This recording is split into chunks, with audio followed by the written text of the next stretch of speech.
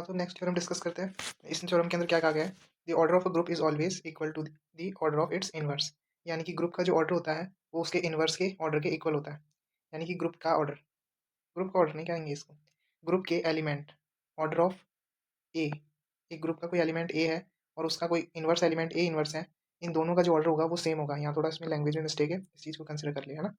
क्या कि एक ग्रुप का एलिमेंट क्या है, ए है, और दूसरा ग्रुप का एलिमेंट ए इनवर्स है, तो दोनों का जो ऑर्डर होगा वो सेम होगा। इस चीज़ को हमें कंसिडर करते हुए चलना है, ठीक है। तो प्रूफ में क्या करना है, अब इसको प्रूफ करते हैं। Let G star is a group और ए जी का कोई एक एलिमेंट है और ए इनवर्स दूसरा एलिमेंट है जी का, ठीक है। जो ए इनवर्स जो है वो ए का इनवर्स एलिमेंट है, जो वो भी किसमें है, जी में ही है, ठीक है। अब एम और एन क्या है, एम और एन के ऑर्डर है, किसके, ए का ऑर्डर है एम और ए इनवर्स का ऑर्डर है एन, ठीक है। दोनों का ऑर्डर हमें गिवन है। इसको हमने लेट किया है, दोनों का ऑर्डर को, एक को हमने एम लेट किया है और एक को एन लेट किया है, ठीक है। और हमें अब क्या दिखाना है कि M is equals to N है। अगर M is equals to N होगा तभी तो हम ऐसा लिख पाएंगे कि O A is equals to O A inverse, ठीक है। तो हमने ये लेट कर लिया कि O A is equals to M है और O A inverse is equals to N है। इसको ऐसा लेट करने से बाय डेफिनेशन ऑफ ऑर्डर क्या लिख सकते हैं, ए की power M is equals to E और ए इनवर्स की power N is equals to E. दोनों को इक्वेशन नंबर डाल दिया, इक्वेशन 1 और इक्वेशन 2। अब इक्वेशन 1 से ये वाली जो इक्वेशन है इसको हमने वापस वैसा का वैसा लिखा। अब दोनों तरफ इन्वर्स करवा दिया। दोनों तरफ इन्वर्स करवाने से ई के जब भी कुछ भी इन्वर्स वगैरह करवाते हैं तो ई ही रहता है, तो ये तो वापस आपको ई ही देगा, पर इस तरफ ए की पावर -1 हो गया है। अब ये जो ए की पावर -1 है उसको आप दो तरीके से लिख सकते हैं। इसको वापस कैसे लिख देंगे हम, ए की पावर -1 और इसकी पावर लगा दी एम। ये क्या एक्सपोनेंशियल की जो प्रॉपर्टीज़ हैं उनका यूज़ हो रहा है, जो हमने 8th क्लास के अंदर पढ़ी थी, छोटी मोटी प्रॉपर्टीज़, ठीक है।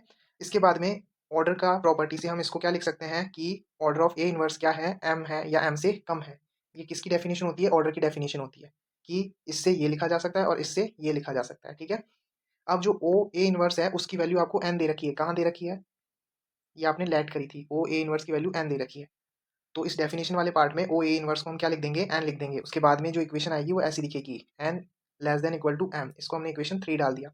अब अगेन इक्वेशन 2 से, अब इक्वेशन 2 कौन सी है, इक्वेशन 2 हमने इसको कंसिडर किया है। इस इक्वेशन को वापस हम लिखेंगे, यहाँ लिख दिया इक्वेशन को। अब प्रोडक्ट ये जो एक्सपोनेंशियल्स हैं इनको हम ऑपरेट करवा लेंगे। ऑपरेट करवाने के बाद में ये ऐसा दिख रहा होगा।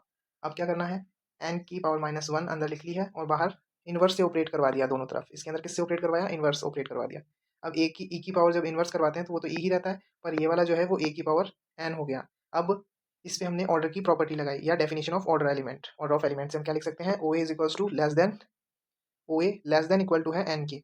अब ओ ए की वैल्यू हमें क्या दे रखी है, एम दे रखी है, कहाँ दे रखी है, ये देखो ओ ए की वैल्यू आपको क्या दे रखी है, एम दे रखी है। तो इस चीज़ को हम यहाँ पे पुट कर लेंगे, कहाँ पर, यहाँ पर ओ ए की वैल्यू मैंने क्या लिख ली, एम लिख ली।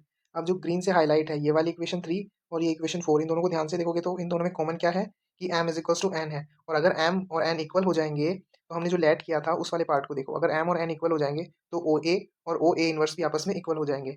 यानी कि ऑर्डर ऑफ ए किसके इक्वल हो जाएगा, ऑर्डर ऑफ ए इनवर्स के। और यही हमें दिखाना था कि ऑर्डर किसी एलिमेंट का ऑर्डर, ग्रुप के किसी एलिमेंट का ऑर्डर उसके इन्वर्स के एलिमेंट के इक्वल होता है, यानी इन्वर्स एलिमेंट के ऑर्डर के इक्वल होता है। यही हमें दिखाना था और ये इसका मैथमेटिकल फॉर्म है, ठीक है। नेक्स्ट थ्योरम को कंसिडर करते हैं। नेक्स्ट थ्योरम क्या बोल रही है कि ऑर्डर ऑफ ए को इस तरह से भी डिनोट किया जा सकता है। इस तरह से ये जो दिया हुआ है इस मैथमेटिकल फॉर्म में भी ऑर्डर ऑफ ए को रिप्रेजेंट किया जा सकता है।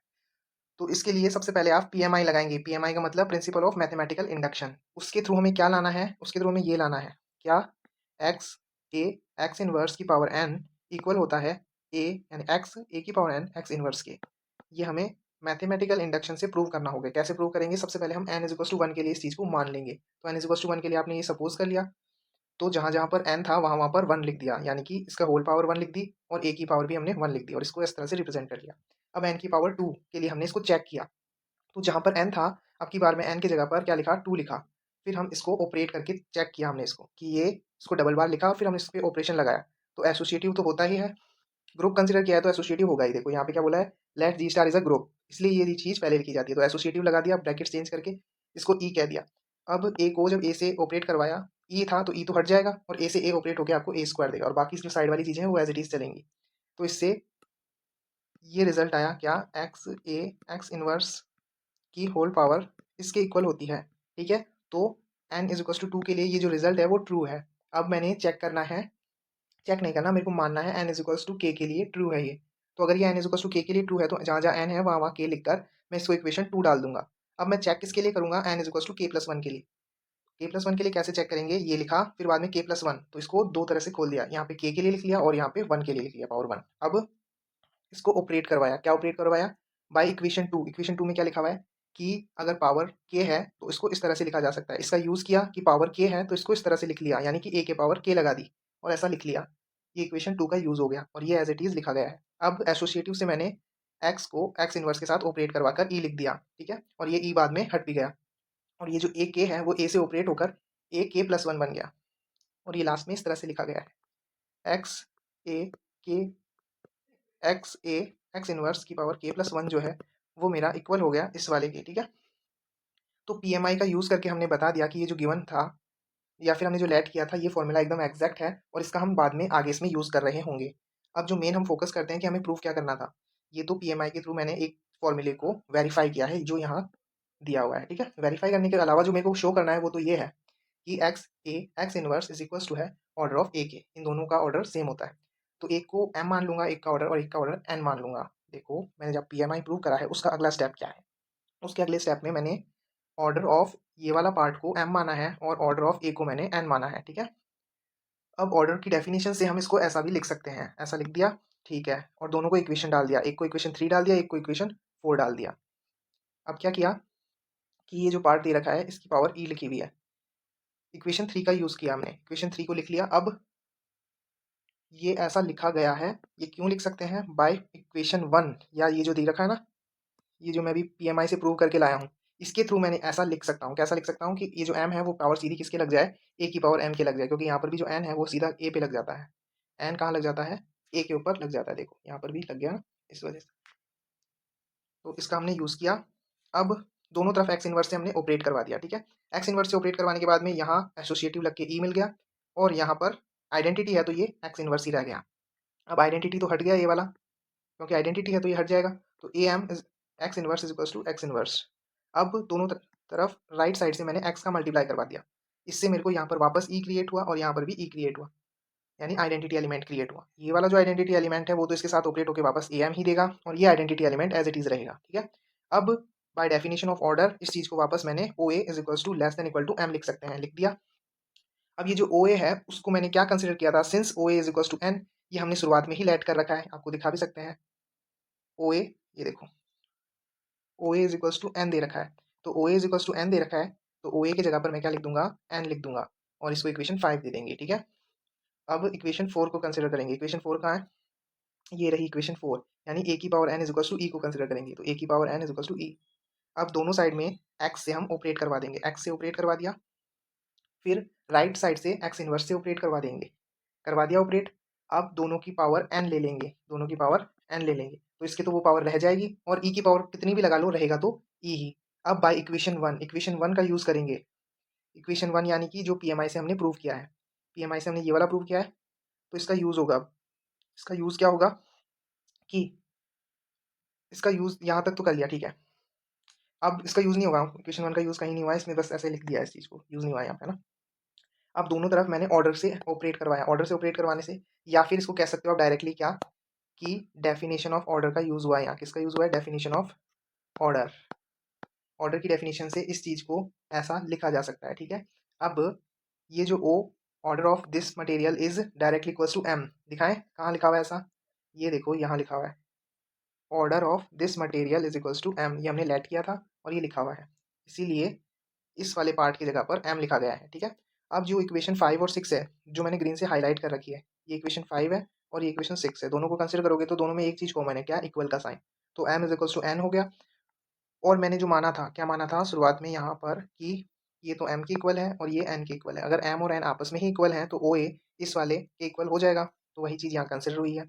मेरा जो O order of x A X inverse है वो किसके इक्वल है, ऑर्डर ऑफ ए के इक्वल है और यही हमें लाना था, तो इस तरह से हमने इसको भी प्रूव कर दिया है। नेक्स्ट थ्योरम को कंसिडर करते हैं। इस थ्योरम के अंदर क्या बोला गया है, ये गिवन पार्ट है इस थ्योरम का कि बी ए जो है वो ए की पावर एम बी एन के इक्वल है और हमें प्रूव करना है कि ये जो एलिमेंट्स हैं इनका ऑर्डर जो होगा वो सेम होगा, ये हमें प्रूव करना है, ठीक है। अब इसमें हम पहली चीज़ जो जानते हैं वो ये लिखी है कि ऑर्डर ऑफ ए जो है वो एक्स इनवर्स के इक्वल होता है। ये हमें कैसे पता, अभी जो हमने प्रीवियस थ्योरम सॉल्व करी है ये वाली देखो, उसका रिजल्ट यूज़ हुआ है इस थ्योरम के अंदर, ठीक है। अब जो सेकंड चीज़ हमें गिवन है, गिवन पार्ट में हमने ये कंसिडर कर रखा है, ये देखो गिवन पार्ट के अंदर ये चीज़ दे रखी है गिवन पार्ट के अंदर, ठीक है। अब नेक्स्ट क्या करना है, नेक्स्ट ये चीज़ करनी है कि ए यहाँ से शुरू कर रहे हैं हम इस क्वेश्चन को कि ए की power m B n minus two. अब इसको हमने कैसा लिख लिया, एन को अंदर रहने दिया, माइनस टू को बाहर लिख लिया, बी को हमने दो पार्ट में डिवाइड कर लिया। अब ए एम बी एन जो है वो मेरे बी ए के इक्वल है। कैसे हैं इक्वल, ये देखो ये लिखा हुआ है यहीं, बी ए के इक्वल है ए एम बी एन, ठीक है, इसलिए इसको बी ए लिख दिया, ठीक है। अब इसके बाद क्या करना है, इसके बाद ये करना है कि दोनों तरफ आपको एसोसिएटिव का यूज़ करेंगे आप। किसका यूज़ करेंगे, एसोसिएटिव का। उससे पहले बी स्क्वायर जो है ना, इसको आप बी माइनस वन और बी माइनस वन लिखेंगे, लिख दिया। इसके बाद एसोसिएटिव का ब्रैकेट लगाया और इस चीज़ को कौन से वाले से, ये इक्वेशन वन से क्या लिख सकते हैं, ओ ए लिख सकते हैं, यानी जो बीच में होता है उसके जगह लिखा जा सकता है। तो ये जो है वो ओ ए बी का इन्वर्स के रूप में इसको लिखा जा सकता है। तो मेरा order of a M B n का माइनस वन को क्या लिख सकते हैं, order of a b n minus one. ये देखो ऐसे, कहाँ से, इस वाले से लिखा जा सकता है ये, ठीक है। अब next a b m minus one b n, इसको कंसिडर करते हैं। तो इसके लिए सबसे पहले जो ए के पास में माइनस टू है उसको सेपरेट कर लिया और ए एम बी एन, और ए एम बी एन को वापस बी ए लिख लिया। वही प्रॉपर्टीज लग रही है, कौन सी, ये देखो आपको दे रखी है ना यहाँ पर, ये A M B N is equals to B A, ठीक है। इस प्रॉपर्टी का यूज़ करके हमने ए एम बी एन को बी ए लिख लिया। अब जो माइनस टू है ए की पावर, उसको सेपरेट कर लिया ए माइनस वन और ए माइनस वन में। अब यहाँ पर ये जो ब्रैकेट में टर्म दे रखी है, ये मेरा order of a inverse b के इक्वल होगी। क्यों, क्योंकि यहाँ पर हम इस वाली प्रॉपर्टी का यूज़ कर रहे हैं, कौन सी, ये साफ करके लिखते हैं, O A is equals to O X A, X inverse वाली, यानी कि एक्स ओ और एक्स इनवर्स और बीच वाला जो होता है वही ऑर्डर ऑफ ए कहलाता है। तो यहाँ पे जो बीच में मटेरियल है यही order of a inverse b inverse के रूप में लिखा जा सकता है, ठीक है। तो इस तरह से ये इक्वेशन टू है, ये इक्वेशन थ्री है। अब इक्वेशन फोर, यानी जो दो पार्ट तो हमने प्रूव कर लिया, अब जो तीसरा पार्ट है उसके लिए हमें मानना होगा, क्या हम जानते हैं कि ऑर्डर ऑफ ए जो होता है ऑर्डर ऑफ ए इनवर्स के इक्वल होता है। ये भी हम किसी प्रीवियस थ्योरम में देख के आ चुके हैं। ये आप मुझे बताएंगे कमेंट में कि प्रीवियस थ्योरम कौन सी थी जिसके अंदर हमने ये चीज़ देखी थी, ठीक है। अब हम इसको कंसिडर करते हैं। इसमें क्या कंसिडर करना है कि ओ ए बी इनवर्स, दोनों साइड में मैंने क्या करवा दिया, इनवर्स से ऑपरेट करवा दिया। इनवर्स ऑपरेट कैसे होता है, इस रिवर्सल लॉ के थ्रू ये ऑपरेट होगा आगे। यानी ए देखो ये वाली चीज़ का यूज़ किया है हमने, ओ ए बी इनवर्स को हमने ऐसा लिखा, ठीक है, क्योंकि इस थ्योरम का हमने यूज़ किया। इसके बाद में इनवर्स का रिवर्सल लॉ लगाया, बी इनवर्स का इनवर्स लिया और ए का भी इनवर्स लिया। बी इनवर्स का इनवर्स लेने पर वापस बी ही मिल गया और ए इनवर्स एज इट इज़ रह गया, ठीक है। अब मैं जानता हूँ, क्या जानता हूँ कि बी ए इनवर्स के साथ में आइडेंटिटी एलिमेंट जब मल्टीप्लाई होगा तो इसके साथ कुछ ऑपरेशंस परफॉर्म करके मैं इसको अलग फॉर्म में क्रिएट कर सकता हूँ। किस फॉर्म में क्रिएट कर सकता हूँ कि ई की जगह पर मैं ए इनवर्स लिख दूँ, ठीक है, और b a inverse as it is रहने दूँ। फिर इसको मैं थोड़ा अलग फॉर्म में लाने की कोशिश करता हूँ और ये मेरा जो ब्रैकेट है वो मैं यहाँ लगाता हूँ ए इनवर्स बी के बीच में। इससे क्या हुआ कि जो मेरा यहाँ पर जब मैं ऑर्डर ऑपरेट करूँगा तो इस पर जब ऑर्डर ऑपरेट होगा तो ये मेरे को अलग चीज़ देगा। ये क्या अलग देगा, ये मेरे को बीच वाले का ऑर्डर देगा डायरेक्टली। कौन सी थ्योरम से, ये जो सबसे ऊपर जो सबसे इंपॉर्टेंट हम पहले थ्योरम प्रूव करके आए हैं, ये इसका रिजल्ट यूज़ हो रहा है। यानी यहाँ जो ए है वो डायरेक्टली हमें देता है, बीच में से ऑर्डर ऑफ ए मिल जाता है, ठीक है। तो इस चीज़ का यूज़ हो रहा है बार बार, है ना। तो इसको ध्यान में रखें कि ओ ए बी इनवर्स हमारा किसके इक्वल हो गया, फिर ओ ए इनवर्स बी के, ठीक है। तो अब इसको हमने इक्वेशन फोर से रिप्रेजेंट कर दिया। अब जो तीनों इक्वेशंस है, कौन सी, सेकंड थर्ड और फोर्थ, ध्यान से देखो, ये मेरी ए बी इनवर्स के इक्वल है, ये मेरी ए इनवर्स बी के इक्वल है और ये मेरी ए इनवर्स बी के इक्वल है ना। तो ये तीनों इक्वेशंस आपस में क्या है, इक्वल हैं। कैसे हैं इक्वल, क्योंकि ये ए बी इनवर्स हो या ए इनवर्स बी हो, ये भी तो आपस में इक्वल ही है। तो ये भी आपस में इक्वल हो गए। इस तरह से ये तीनों इक्वेशंस आपस में इक्वल हैं। तो हम कह सकते हैं कि ऑर्डर ऑफ ए, ये वाला मटेरियल, ये वाला मटेरियल और ये वाला मटेरियल क्या है, इक्वल है, ठीक है। ये बड़ी अच्छी बात कही आप। क्या बात है सर, क्या बात है सर, क्या बात, ये बात है। अब हम नेक्स्ट थ्योरम को कंसिडर करते हैं।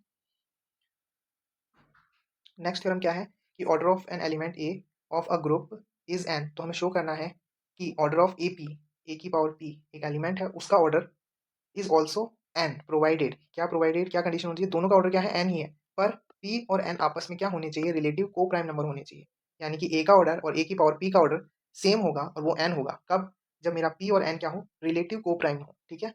अब इस थ्योरम को सॉल्व करने के लिए हम कंसिडर करेंगे, इक्वेशन डाल दिया। अब हमें शो क्या करना है, ऑर्डर ऑफ ए और ऑर्डर ऑफ ए की पावर पी दोनों क्या है, इक्वल है। यानी कि हमें m is equal to n लाना होगा। अगर हम ऐसा देख कर आ जाते हैं तो हम ये कह सकते हैं कि दोनों इक्वल है, ठीक है।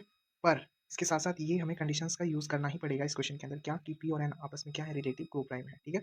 तो अब इक्वेशन 1 को कंसिडर करते हैं, ए की power n is equal to E, ठीक है, ये इक्वेशन 1 है, इसका यूज़ कर लिया।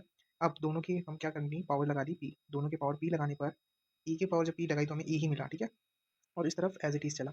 यहाँ पर एक्सचेंज कर लिया, n की जगह पर p कर दिया और p की जगह पर n कर दिया, ठीक है, कर लिया एक्सचेंज। एक्सचेंज करने से क्या हुआ, a की पावर p मेरे को क्या दे रखा है, a की पावर p की पावर n, a की पावर p, इसकी होल पावर अगर n दे रखी है और ये के इक्वल है, तो ऑर्डर ऑफ डेफिनेशन किसकी लगा दी, ऑर्डर की डेफिनेशन। ऑर्डर की डेफिनेशन से मैंने a की पावर p को लेस देन इक्वल टू किसके लिख दिया, n की। अब ऑर्डर ऑफ a की पावर p जो है वो मैंने क्या मान रखा है, n मान रखा है, क्या मान रखा है, n मान रखा है। ऑर्डर ऑफ a मैंने क्या मान रखा है, m मान रखा है। ये यहाँ से भी दिख रहा है और ये जो भी मैंने एरो बनाए हैं ये वाले यहाँ से भी दिख रहा है, ठीक है। तो ऑर्डर ऑफ a की पावर p क्या दे रखी है मेरे को, m दे रखी है, क्या दे रखी है, m, देखो ये m दे रखी है, इसीलिए इसकी जगह पर m लिखा जा सकता है, तो इसको इक्वेशन 3 दे दिया। ऐसा अब क्या करना है, ये तो हो गया थोड़ा बहुत, और अब ये जो को प्राइम वाली कंडीशन है ना, इसको कंसिडर करेंगे। गिवन दैट पी और एन आर क्या है, को प्राइम है, रिलेटिव को प्राइम। ऐसा जब होता है तो ये कंडीशन सेटिस्फाई होती है कि p q is equal to n r, p q plus n r is equal to 1। इस कंडीशन, ये बहुत वीआईपी कंडीशन है, इसको आपको याद रखना होगा कि को प्राइम के अंदर ये कंडीशन सेटिस्फाई होती है, ठीक है। अब इस कंडीशन का हम यूज़ करेंगे, ये -1 नहीं है ना, इस चीज़ का ध्यान रखें, ये -1 नहीं आएगा, वाइट से इसको हटा देते हैं, है ना। ये क्या है, ए की पावर 1 है और ए की पावर 1 को p q plus n r के फॉर्म में लिखा है, क्योंकि 1 को p q plus n r लिख सकते हैं, ठीक है। अब ए पी क्यू और ए एन आर प्लस है ना बीच में, तो इनको इस तरह से प्रोडक्ट फॉर्म में लिखा जा सकता है, डॉट लगा हुआ इनके बीच में, ठीक है, लिखा जा सकता है। अब इसको ए एन की होल पावर आर के रूप में भी लिखा जा सकता है। अगर इसको इस फॉर्म में लिख देंगे और ए की पावर एन को हम ई लिख सकते हैं, क्यों, क्योंकि ये इक्वेशन 1 में दिया हुआ है। इक्वेशन 1 क्या कह रही है कि ए एन जो है वो मेरा ई के इक्वल है, ए की पावर एन में किसके इक्वल है, ई के इक्वल है, इसलिए ऐसा लिख सकते हैं, लिख भी दिया। अब ए पी क्यू किसके इक्वल है, ई की पावर आर के, और ई की पावर के आर हो चाहे कुछ भी हो वो है, तो आइडेंटिटी एलिमेंट ही, और आइडेंटिटी एलिमेंट जब किसी से मल्टीप्लाई होता है तो हमें वही एलिमेंट वापस मिल जाता है। तो यहाँ से क्या रिजल्ट निकला कि ए जो है वो मेरा पी की के इक्वल है, तो इसका भी हम कुछ कर नहीं सकते, इसको हमें और कन्वर्ट करना होगा। कन्वर्ट करने के लिए हमने क्या किया, दोनों तरफ ए की पावर एम ले ली, यानी कि पावर क्या ले ली, एम, इस तरफ भी एम और इस तरफ भी एम, तो ए की power M is equal to a p q m, ठीक है। अब इसको इस तरह से रीअरेंज कर लिया, कोई बड़ी बात नहीं है, ये पावर्स हैं, पावर्स को इस तरह से अरेंज किया जा सकता है। अब ए पी जो है वो मेरा ई के इक्वल है, और ई की पावर एम हो तो वो ई ही रहती है, और ई की पावर क्यू हो तो भी वो ई ही रहती है, यानी कि ई की कुछ भी पावर लगी हुई हो वो हमेशा ई ही रहती है। तो ओवरऑल मेरे पास ये रिजल्ट आया, और मैं इस पर डेफिनेशन ऑफ ऑर्डर लगा के इसको इस फॉर्म में भी लिख सकता हूँ, लिख दिया। अब मेरा जो ओ ए है वो मेरा एन के इक्वल है, ये मैंने अज्यूम किया था कि ओ ए मेरा किसके इक्वल होगा, एन के इक्वल होगा, और ओ ए की पावर पी मेरी किसके इक्वल होगी, एम की इक्वल होगी। तो इस वाली इक्वेशन का यूज़ करके हमने ओ ए की जगह पर एन लिख दिया है, ठीक है, और इसको इक्वेशन 4 डाल दिया। अब यहाँ पे आपको एक चीज़ हाईलाइट कर देते हैं, कौन सी, ये देखो, एक तो ये है और दूसरा ये। इक्वेशन 3 और 4 से आप क्या देख पा रहे हैं कि दोनों में इक्वल साइन कॉमन है, दोनों में कौन सा साइन कॉमन है, इक्वल साइन कॉमन है।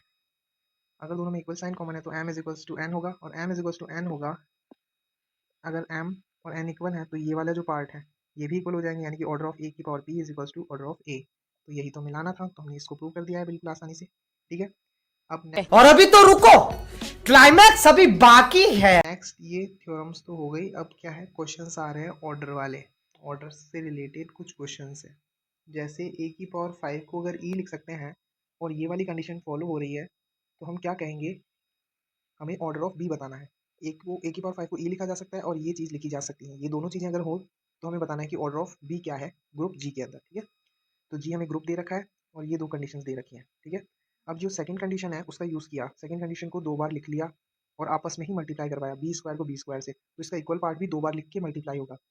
अब यहाँ पर एसोसिएटिव लॉ यूज़ हो सकता है क्योंकि ग्रुप दिया हुआ है, एसोसिएटिव लॉ का यूज़ किया, ब्रैकेट्स को अपने हिसाब से अरेंज किया।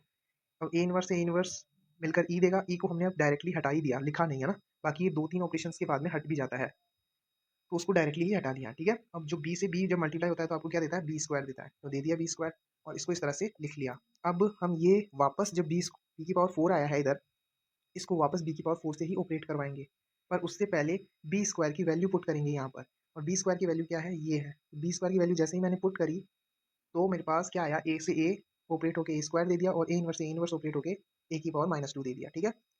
तो ये मेरे पास फाइनली बी की पावर 4 की वैल्यू आई है। अब बी की पावर 4 को वापस बी की पावर 4 से ऑपरेट करवाएंगे तो बी की पावर 8 हो जाएगा, और इस तरफ ये ऑपरेशन परफॉर्म होगा, इसको 2 बार लिखा जाएगा, लिख दिया 2 बार, ये वापस आइडेंटिटी एलिमेंट देगा, ये बी स्क्वायर बनेगा और ये ए स्क्वायर माइनस ए स्क्वायर लिखा जाएगा।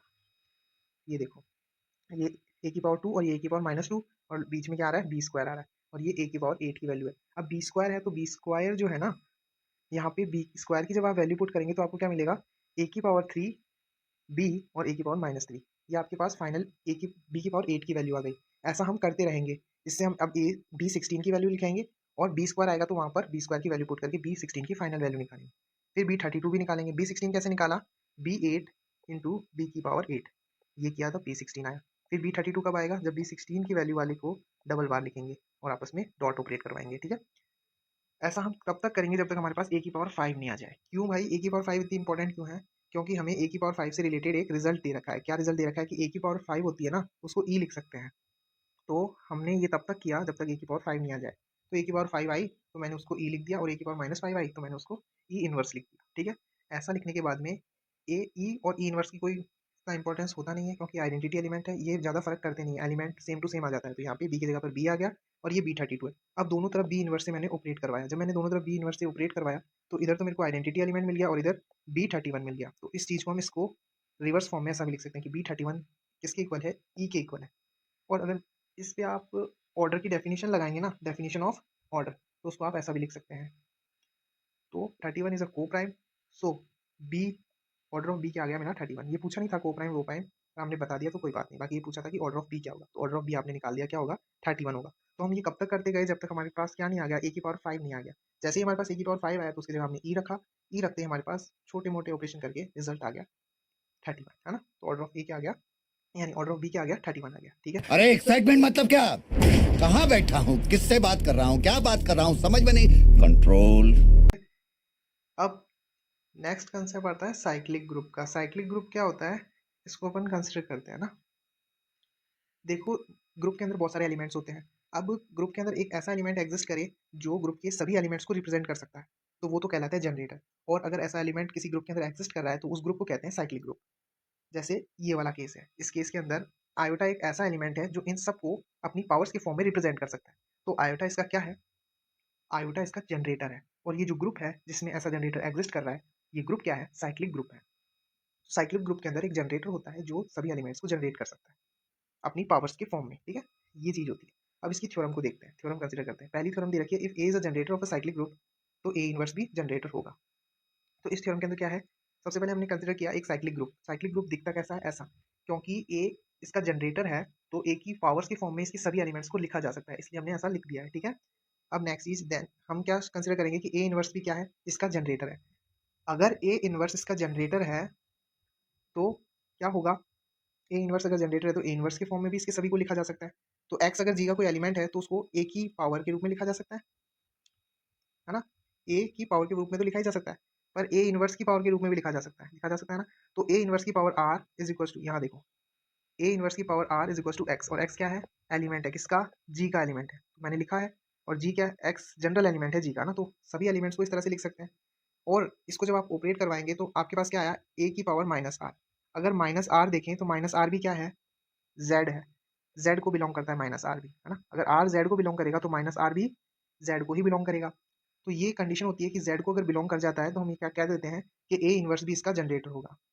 ठीक है, ये चीज़ कंसिडर देखो, ये यहाँ पर क्या कहा भी गया है कि r की पावर -1 z में बिलोंग कर रहा है, इसलिए ए इनवर्स जो है वो जनरेट कर सकता है x को। अगर ए इनवर्स x को जनरेट कर सकता है तो a inverse is also generator off g। इस तरह से हमने इसको प्रूव कर दिया। अब नेक्स्ट थ्योरम को कंसीडर करते हैं। नेक्स्ट थ्योरम क्या कह रही है, every cyclic group is an abelian but it converse is not true. तो सबसे पहले हमें जी स्टार एक साइक्लिक ग्रुप कंसीडर करना होगा और उसको क्या बताना होगा, आबेलियन। फिर हम आबेलियन ग्रुप कंसीडर करेंगे और उसको साइक्लिक ग्रुप नहीं बता पाएंगे। ठीक है, तो ये प्रूव हो जाएगा कि कन्वर्स इसका ट्रू नहीं होता है हर बार। ठीक है, तो let G star is a cyclic group, let G star is a cyclic group, then G is a operator, then इसका ऑपरेटर मान लिया है एक, then show that G is a abelian group. G को आपको आबेलियन ग्रुप दिखाना है। तो सबसे पहले आपने क्या किया, एक्स और वाई जी की कोई दो एलिमेंट कंसीडर किए, एक्स और वाई जी की कोई दो एलिमेंट कंसीडर किए हैं और आर और एस इंटीजर्स कंसीडर किए हैं। तो हम क्या लिख सकते हैं, एक्स और वाई दोनों एलिमेंट जो हैं वो कब कैसे बन रहे हैं, वो ए की पावर आर से बन रहे हैं और एक ए की पावर एस लगाने पर बन रहे हैं। ये दोनों कब बन रहे हैं, एक तो ए की पावर आर लगाने पर बन रहा है और एक ए की पावर एस लगाने पर बन रहा है, यानी कि ए इनका क्या है, जनरेटर है। ए क्या है, जनरेटर है जी का, इसलिए वो इन एलिमेंट्स को जनरेट कर पा रहा है एक्स और वाई को। एक्स को तो कब जनरेट करता है, जब उसकी पावर आर लगाई जाती है, और वाई को कब जनरेट करता है, जब उसकी पावर एस लगाई जाती है। ठीक है, अब दोनों का डॉट प्रोडक्ट जब कंसिडर करेंगे तो क्या लिख सकते हैं, A dot Y is equals to A की पावर आर डॉट ए की पावर एस। ठीक है, अब इसको इस तरह से लिखा जा सकता है कि ए की पावर आर प्लस एच। अब ए की पावर आर प्लस एच को क्या लिख सकते हैं, ए की पावर एस प्लस आर। फिर इसको वापस सेपरेट कर लिया और ए एस की जगह पर वाई लिख दिया और ए आर की जगह पर एक्स लिख दिया, यानी एक्स डॉट वाई लेकर चले और वाई डॉट एक्स मिल गया, यानी हमारा कम्यूटेटिव हो गया। और ग्रुप ये पहले से ही था, ग्रुप ये पहले से था, और ग्रुप भी कौन सा था, साइक्लिक ग्रुप था, और कम्यूटेटिव मैंने इसको बता दिया। तो मेरा जो साइक्लिक ग्रुप हो गया वो क्या हो गया, आबेलियन हो गया। क्या हो गया, साइक्लिक ग्रुप क्या हो गया, आबेलियन हो गया। अब इसका जो कन्वर्स है वो ट्रू नहीं होता, तो कन्वर्स पार्ट जब ट्रू नहीं होता है ना, तो हमें कोई एक एग्जाम्पल ऐसा कंसिडर करना होता है जिसके लिए कन्वर्स ट्रू नहीं होता है। तो वो एग्जाम्पल और वो जो साइक ग्रुप है ना, आबिलियन ग्रुप, वो ये है, ये एक आबिलियन ग्रुप है जी, है ना। अब ये आबिलियन ग्रुप तो है मैट्रिक्स मल्टीप्लिकेशन, बट ये क्या नहीं है, साइक्लिक नहीं है। तो हमने बस उसको एग्जाम्पल बता देना है कि ये हमारे पास एग्जाम्पल है, देख लो आप, ये आबिलियन ग्रुप है, पर ये साइक्लिक नहीं है। अगर हमने ये एग्जाम्पल कंसिडर करके और ये सही पाया इस एग्जाम्पल को, तो हम ये कह सकते हैं कि इसका जो नेसेसरी पार्ट है ना, क्या, it's converse is not necessary true, क्योंकि इसका कन्वर्स अब ट्रू नहीं हो रहा है। इस एग्जाम्पल के थ्रू हमने इस चीज़ को बता दिया है। ठीक है, अब नेक्स्ट क्वेश्चन यानी नेक्स्ट थ्योरम को डिस्कस करते हैं। नेक्स्ट थ्योरम क्या है, the order of a finite cyclic group is same as the order of its generator, यानी कि फाइनाइट साइक्लिक ग्रुप का ओवरऑल ऑर्डर और उसके जनरेटर का ऑर्डर सेम होता है या इक्वल होता है, ये हमें बताना है। ठीक है, तो हमें दोनों चीज दी हुई है और वो दोनों को इक्वल बताना है, इसका मतलब ओ जी इज इक्वल्स टू ओ ए हमें बताना होगा। ठीक है, तो हम क्या कंसिडर कर रहे हैं, जी एक फाइनाइट साइक्लिक ग्रुप है और उसका जनरेटर क्या है, ए है, जो जी में बिलोंग कर रहा है। ठीक है, अब ऑर्डर ऑफ ए मैंने एन माना, और ऑर्डर ऑफ ए मैंने एन माना है, तो उस ऑर्डर की डेफिनेशन से इस चीज को लिखा जा सकता है, लिख दिया। ठीक है, ग्रीन कलर से उसको हाईलाइट भी कर दिया।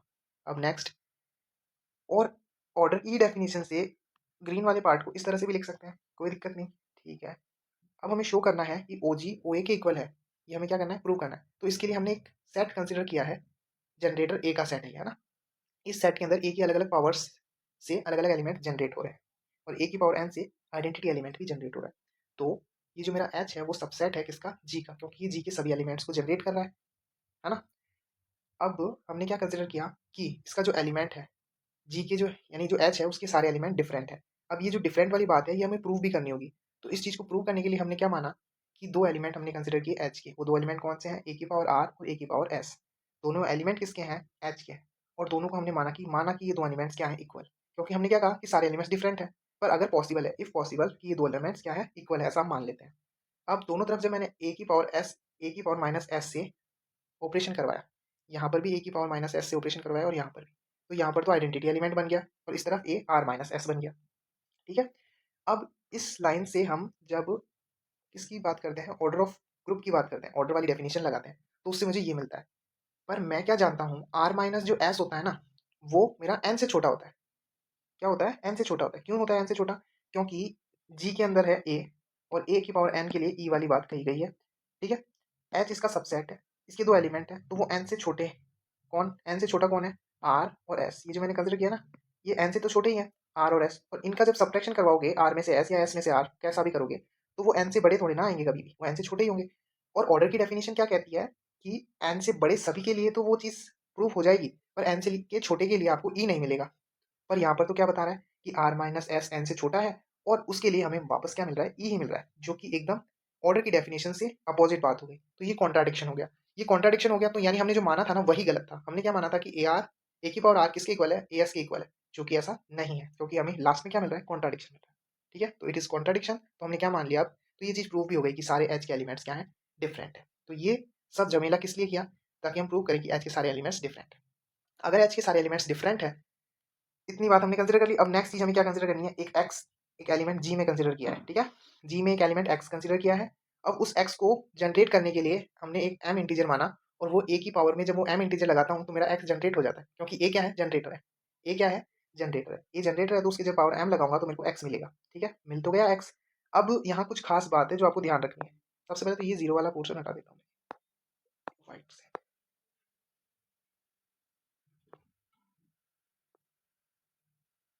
यानी एम की वैल्यू मेरी जब एन से क्या होगी, छोटी होगी, एन से छोटी होगी, तो एन से छोटी चीज, एन एन एलिमेंट्स किसमें है, एन एलिमेंट्स रेड से लिखना चाहिए,